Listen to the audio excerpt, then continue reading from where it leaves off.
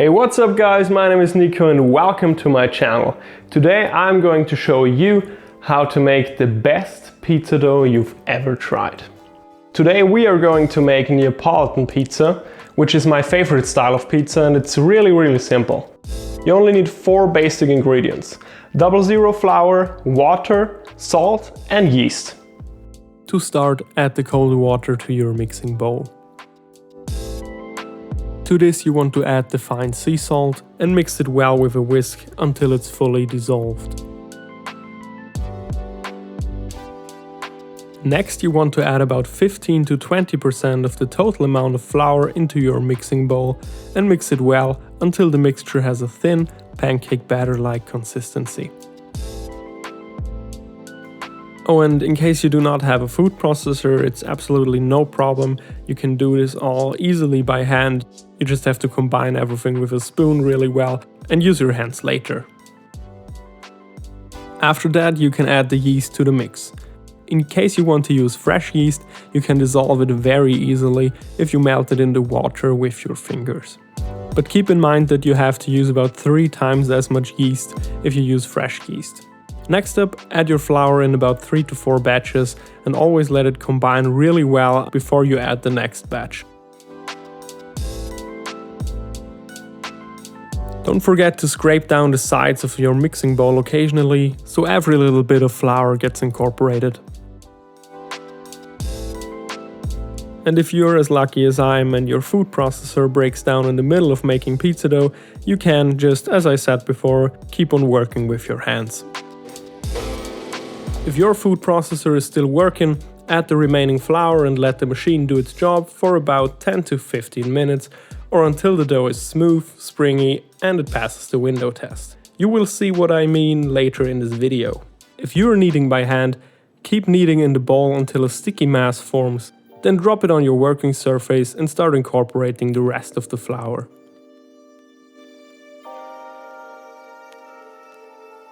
When the dough sticks to your work surface, just take a bench scraper and scrape it down a little bit.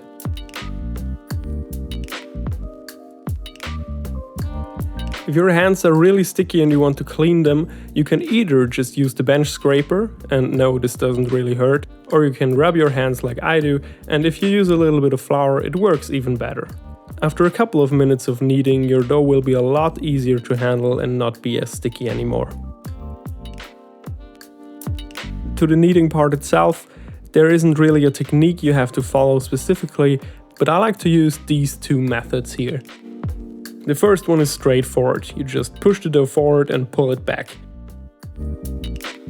The second one is called the slap and fold, and that's exactly what you have to do. Just lift up your dough, slap it on the countertop, and then fold it over itself. After about 10 to 15 minutes of kneading, your dough should look something like this.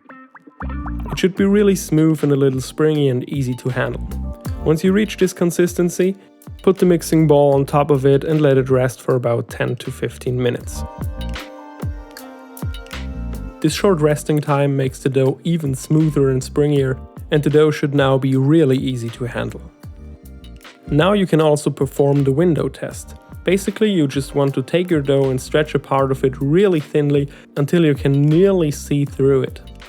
If your dough can handle this without tearing apart instantly, it's a good sign for a nice gluten development.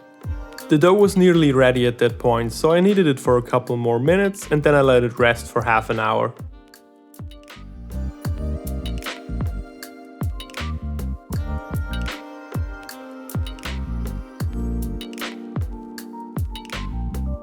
Now it's finally the time to make the pizza balls. To make the dough balls, there are several different techniques you can use. My personal favorite is the technique that basically every pizzaiolo uses.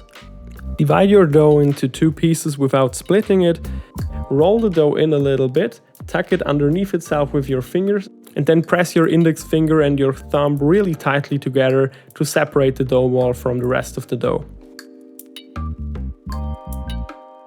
Here you can see it one more time.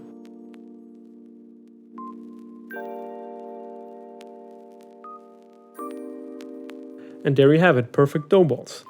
If you do not want to use this technique, you can also of course just divide your dough into 6 equal sized pieces and measure them to about 250 grams per piece. Then you have to fold the dough under itself like I show you here in the video. Or you can also just take a piece of your dough and roll it on top of your working space. The only downside of this technique is that the surface of the dough ball will never be as smooth as if you would tuck it under itself like I'm doing right now. This really helps later on in the pizza making progress when you have to stretch the pizza.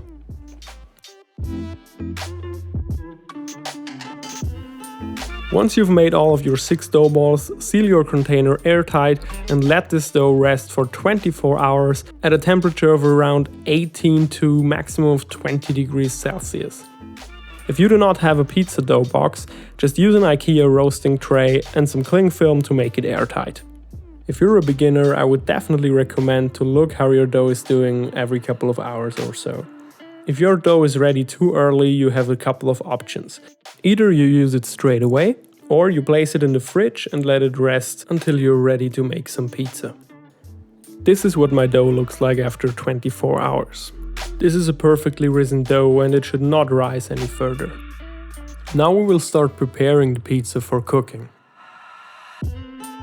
Lightly dust the dough ball with some flour and then remove it from the dough box with the help of a spatula.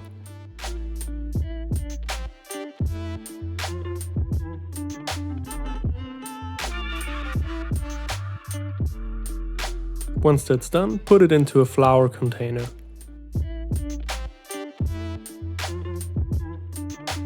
Turn it a couple of times and then place it onto your working surface.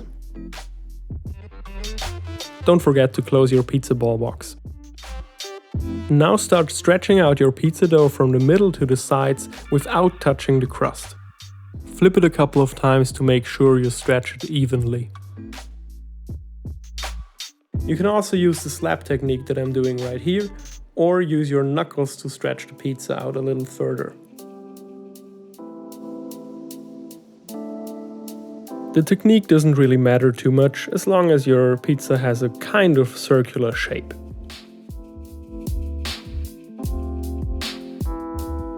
Now spread out your tomato sauce from the middle to the sides evenly and top your pizza with some mozzarella cheese.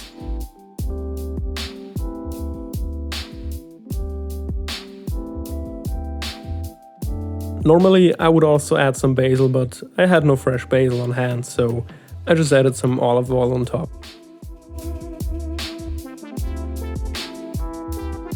Now lightly dust your pizza peel with some flour and take your pizza with 3 to 4 fingers and slide it over quickly and with confidence.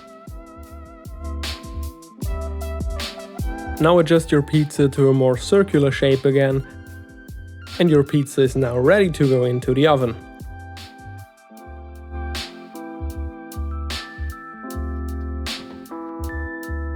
Now I quickly headed outside with my pizza and put it into my 500 degrees Ooni Karu pizza oven.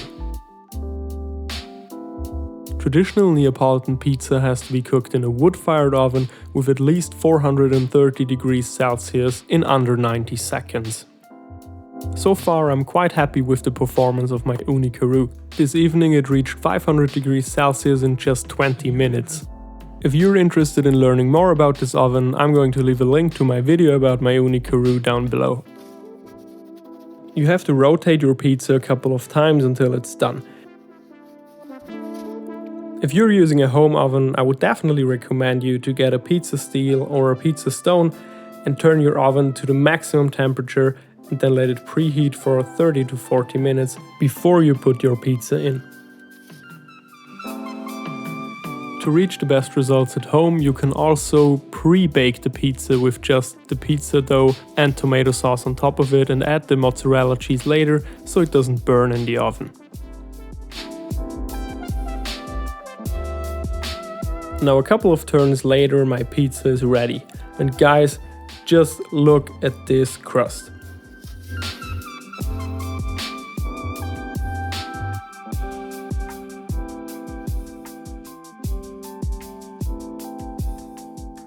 The crust was cooked just how I like it, with a little bit of leopard spotting but not too much burnt ends. I really enjoyed this pizza a lot. Here's the bottom side of another pizza I cooked this evening because I honestly just forgot to record the margarita one. If you enjoyed this video, please leave a like, comment down below and consider subscribing. Thank you guys so much for watching and I'll see you in the next one.